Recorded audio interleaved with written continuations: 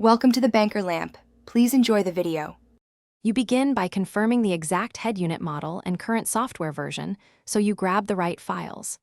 Once done, format a 3264 GB USB drive to FAT32 and move any personal files off it. Next, download the specific Toyota or Navextra's update package for your Hilux to your computer. This prevents mismatch errors.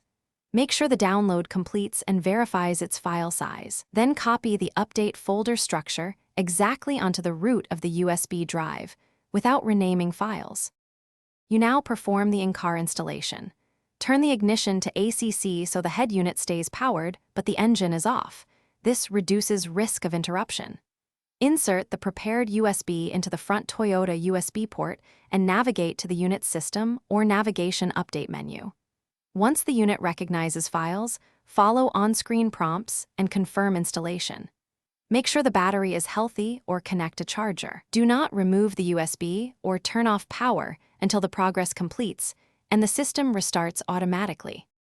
You finish by confirming the new software and map version in settings so you know the update succeeded. If maps or icons behave oddly, clear app cache or perform a soft reboot.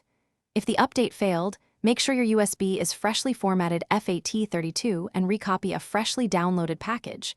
Try a different USB port or drive. Only perform a factory reset if necessary, because it erases pairings and settings. If problems persist, contact an authorized Toyota service with your head unit ID and error details. Thanks for watching. If this was helpful, leave a like and consider subscribing. See you next time.